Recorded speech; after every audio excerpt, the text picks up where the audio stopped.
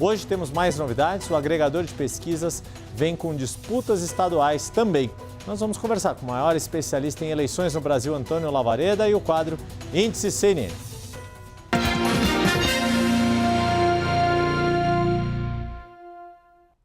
Lavareda, sempre muito bem-vindo aqui conosco. Quero começar pelo Índice CNN de aprovação e desaprovação do governo Lula, esse agregado que é calculado pela ferramenta do índice do IPESP, criada pelo IPESP Analítica. Já vou trazer aqui nosso telão, já trazendo esse primeiro olhar aqui para o agregado da aprovação e desaprovação do presidente Lula. Ele chega ao fim de julho com um saldo zerado, 48% de aprovação e os mesmos 48% de desaprovação.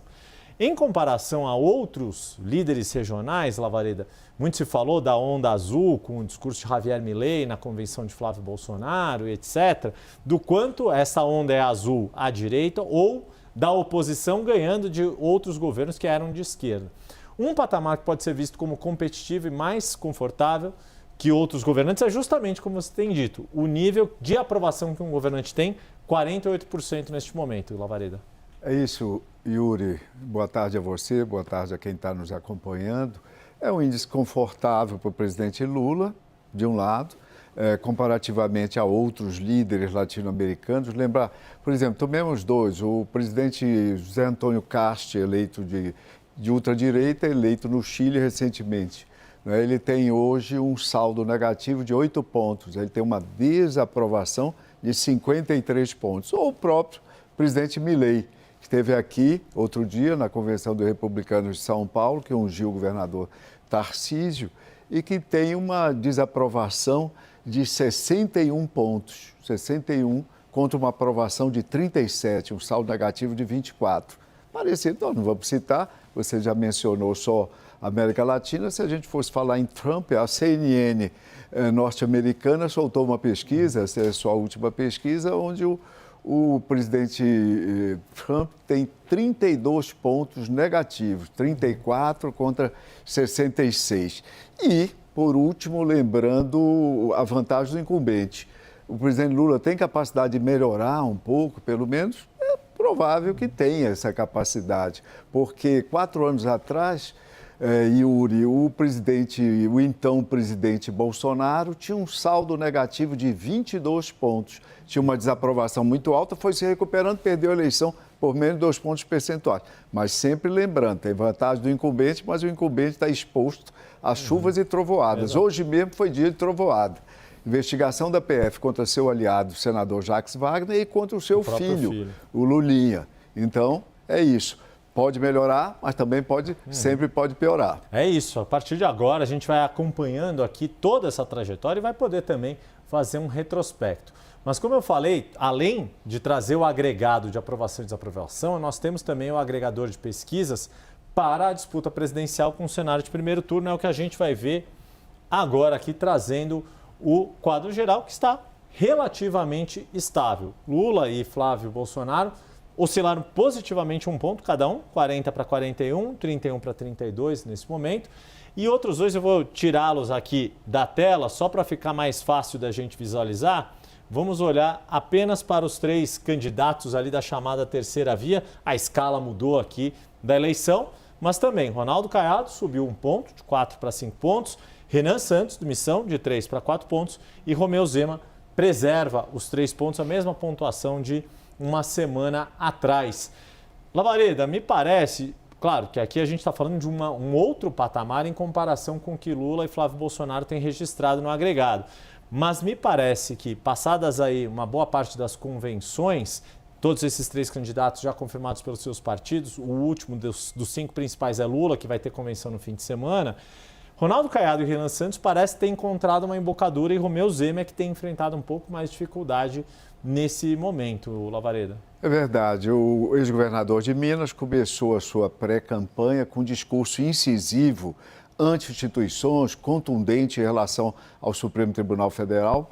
Parece que esgotou, né, o nível de atenção para aquela temática que ele encampou no início da sua trajetória e agora ele acata a procura de um novo discurso. Ele tem um problema de estrutura também, não é? Porque, embora o candidato Renan tenha um partido pequeno, um partido ainda minúsculo, mas tem uma forte presença nas redes sociais. E o ex-governador Ronaldo Caiado tem uma estrutura do PSD, o partido que emergiu como maior força nas eleições municipais de 2 anos atrás, e ele tem uma trajetória política que lhe garantem algum apoio em estados, inclusive da sua antiga legenda, União Brasil. Então, o Romeu Zema tem esse desafio no momento. Quanto aos 2 principais candidatos, o presidente Lula ele está bem liderando as pesquisas. Agora, é importante lembrar que, comparativamente a mesmo mês de julho, 4 anos atrás, ele está alguns pontos a menor do que estava naquele momento. E o grande desafio de Flávio Bolsonaro é recuperar credibilidade para a sua candidatura, que no momento não conseguiu coligar em torno de si outros partidos que estiveram junto do seu pai, o ex-presidente Jair Bolsonaro. Estou falando do União Brasil, estou falando progressistas e até agora, até esse momento, até essa sexta-feira, estou falando também do Republicanos. Mas isso pode mudar até o prazo limite de registro das chapas. Exato, até dia 5 de agosto que os partidos têm que fazer as suas convenções, celebrar em ata o que decidiram de forma colegiada. Hoje, como eu disse, tem estreia aqui no índice CNN, Lavareda. A gente vai começar a olhar também o agregador de pesquisas do IPESP Analítica pelos estados, 27 unidades da federação. A gente vai começar pelo começo. Vamos abrir aqui o nosso mapa com os estados. Vamos falar do primeiro e no maior colégio eleitoral do país. A gente vai olhar os 3 maiores nesta primeira edição aqui de estreia do agregado. Tem um cenário também razoavelmente consolidado, Lavareda, do governador Tarcísio de Freitas à frente de Fernando Haddad, uma revanche de 2022.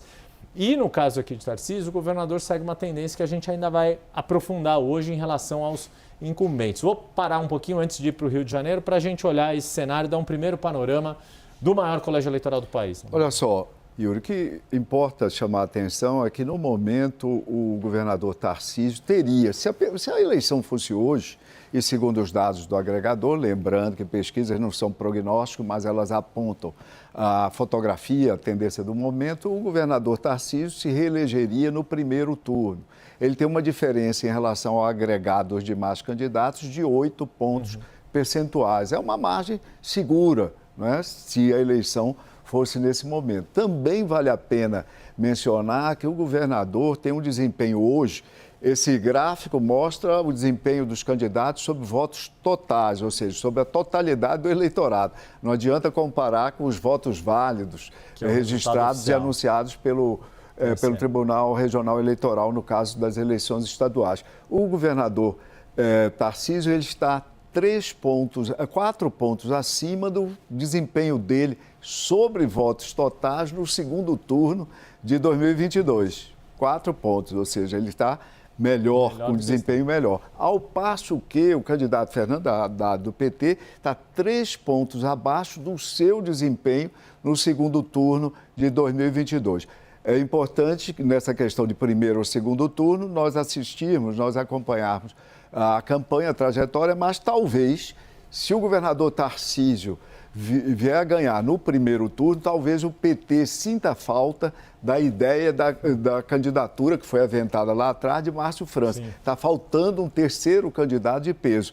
Esse terceiro candidato foi o ex-governador Rodrigo Garcia. Rodrigo Garcia, em 2022, que sobre votos totais teve 12% do eleitorado de São Paulo.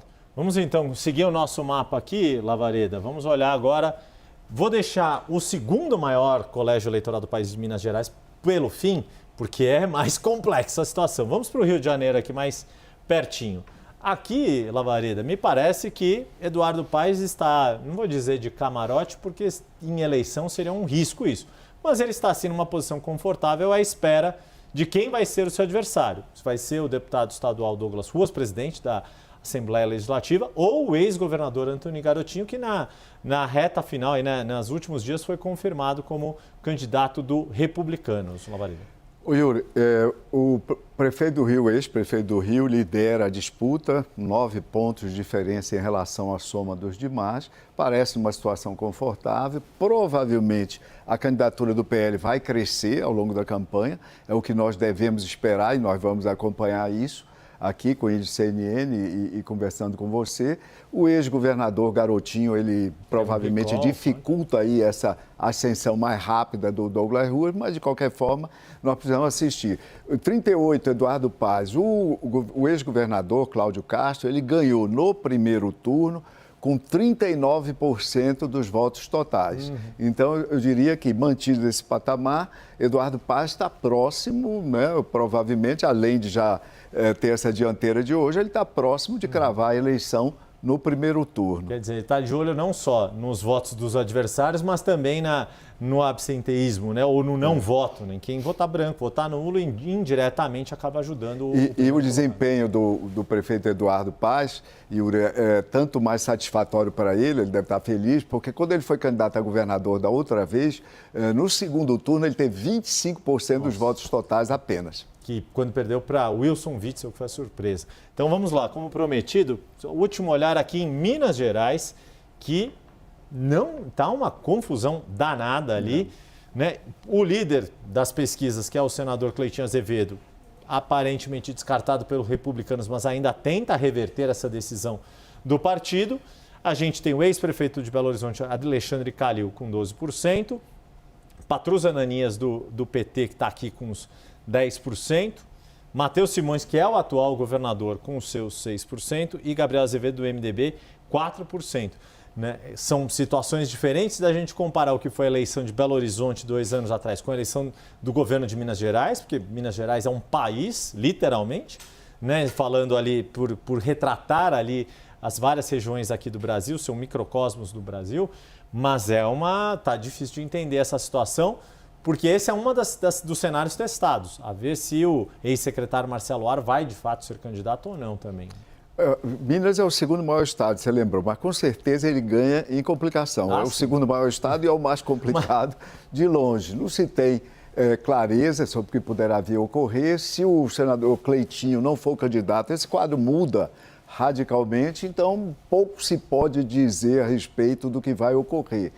Ele é fortíssimo, o senador, mas, de qualquer forma, com esse quadro de candidaturas, dificilmente não haveria mantido esse nível de competição, não haveria segundo turno em Minas Gerais, Yuri. É isso. Vamos ver, então, né, até os últimos dias, o que vai acontecer aqui.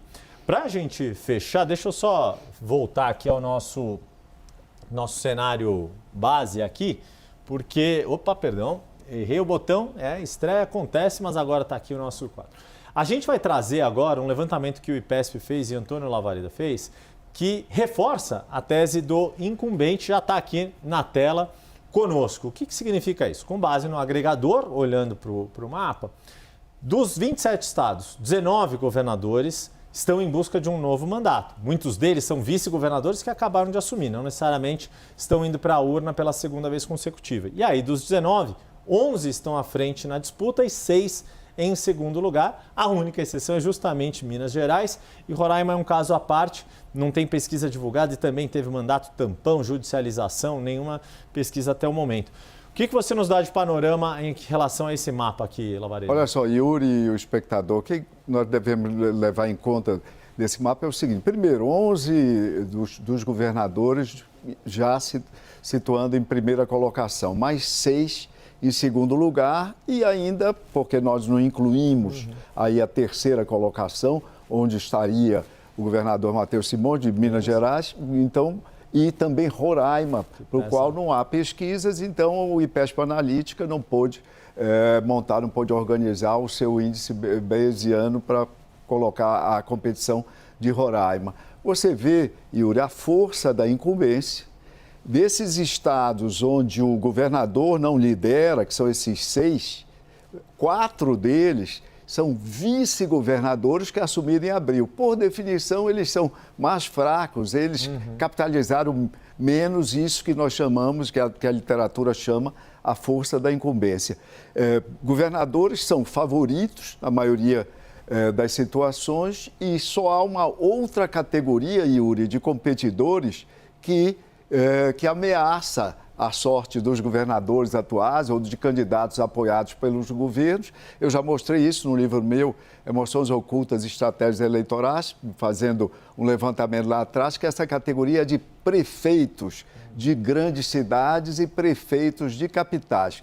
Esses disputam de perto, já hoje em primeira ou segunda colocação, com governadores candidatos à reeleição. É o caso, por exemplo, lá em São Luís, começando lá pelo norte, do ex-prefeito de São Luís, o Braide, em João Pessoa, o Cícero Lucena, ex-prefeito, em Pernambuco, o ex-prefeito João Campos, e no Rio, já dando um salto para o Sudeste, e para não citar todos, do ex-prefeito Eduardo Paz. Governadores tem JHC também. Também governadores e prefeitos, ex-governadores e ex-prefeitos de capitais ou de grandes cidades são as duas categorias que, em geral, levam as eleições para governos estaduais. E é o que a gente dá, que esse mapa nos mostra aqui, trazendo algumas informações. A gente mencionou o Tarcísio de Freitas em São Paulo, governador, liderando. Santa Catarina, Jorginho Melo, liderando, governador. E alguns vice-governadores que assumiram agora e já estão liderando. No mapa, por exemplo, estou vendo aqui de cabeça, Ricardo Ferraz, Espírito Santo. Em Goiás, Daniel Vilela. Hannah Gassen no Pará. Que me parece, acho que são esses. Celina Leão no Distrito Federal. Os outros aí, líderes que estão com a nossa cor aqui, né, nessa cor aqui desse azul mais cintilante, são todos governadores que estão falando nos dois principais polos da política partidária nacional, PL, esses dois candidatos que lideram no momento, o governador Jorginho Melo, em Santa Catarina, e o governador Ridel, em Mato Grosso do Sul. Esse governador do PT que lidera é o governador do Piauí, Rafael Fonteles. E esses dois que estão em segundo lugar são os governadores, respectivamente, Eumano Freitas e o governador no Ceará e o governador Jerônimo na Bahia. Exato. E Jorginho Melo do PL e Rafael Fonteles do PT, em Santa Catarina e Piauí, são os que têm mais índice até acima de 50% do total de votos, ou seja, favoritíssimos a serem não só reeleitos, mas reeleitos em primeiro turno. Isso aqui é só o começo, minha gente, do que o Índice CNN vai trazer ao longo aqui agora com a campanha começando para valer. A gente sempre falou desde o ano passado, né, Lavareda, que este ano de 2026 tinha começado lá em 25 no que diz respeito às eleições e agora está começando para valer. Estamos há praticamente 2 meses, pouco mais de 60 dias do primeiro turno das eleições. O índice de hoje, o índice CNN de hoje, termina aqui, mas renovo o convite. No site da CNN Brasil você pode acessar o agregador de pesquisas criado pelo IPESP Analítica.